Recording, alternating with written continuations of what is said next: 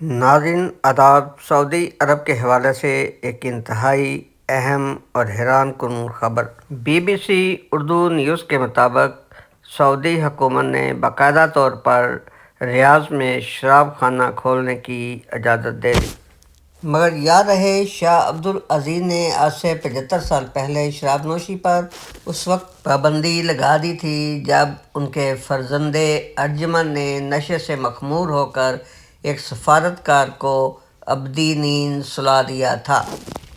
مگر اب ایک بار پھر سعودی عرب میں شراب خانہ سرکاری سرپرستی میں آئندہ چند دنوں میں کھلنے جا رہا ہے۔ اگرچہ سعودی سرکار کا یہ عمل نیک نیتی پر مشتمل ہے، دیکھیے ان کی اس نیک نیتی پر ان کی عوام کب تک عمل پیرا رہتی ہے۔ یہ نہ ہو پھر کوئی اور منچلا شہزادہ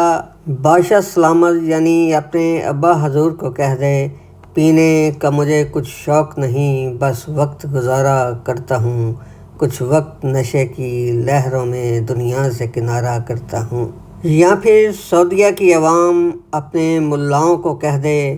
پی شوق سے پی اے واعظ، کیا بات ہے ڈر کی، جنت تیرے قبضہ میں ہے، دوزخ میرے گھر کی، جاؤ تم مسجد میں جا کر اپنا کام کرو، ہم جانیں اور یہ مصنع الخمرہ یعنی شراب خانہ جانیں۔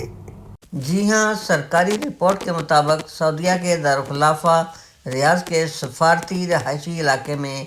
شراب و کباب کے اس مرکز کا آغاز ہونے جا رہا ہے، مگر یاد رہے اس شرط کے ساتھ کہ اس مصنع الخمرہ سے صرف اور صرف غیر مسلم سفارتی عملہ ہی مستفید ہو سکے گا، اور جو بھی سفارتکار اس ممنوعہ مشروب سے لطف اندوز ہونا چاہے گا اسے موبائل ایپ کے ذریعے ماہانہ کوٹا ایڈوانس بک کروانا ہوگا۔ اس پابندی کا مقصد شراب تک رسائی کو صرف اور صرف غیر مسلم افراد تک ہی محدود رکھنا ہے۔ وہ الگ بات کہ شراب کے ابلتے ہوئے چشم سے کبھی کبھار کوئی مسلمان بھی اپنے لب گیلے کرنے میں کامیاب ہو جائے، مگر یاد رہے اسے اس سنگین غلطی کا انتہائی سخت خمیازہ بھگتنا ہوگا۔ ناظرین، سعودی عرب کا اس سارے نیک عمل کے پیچھے مقصد الکحل اور الکحل سے بنی اشیاء کی خرید و فروخت کو کنٹرول کرتے ہوئے انہیں صرف اور صرف غیر مسلم سفارتی عملے تک ہی محدود رکھنا ہے۔ اس کی وجہ یہ ہے کہ ان کے مذہب میں شراب نوشی پر کوئی پابندی نہیں، بلکہ یہ ان کی زندگی کا روزمرہ کا معمول اور ان کے کھانوں کا جزو اول چیز ہے، تو پھر سعودی عرب میں ان کے اس کے استعمال پر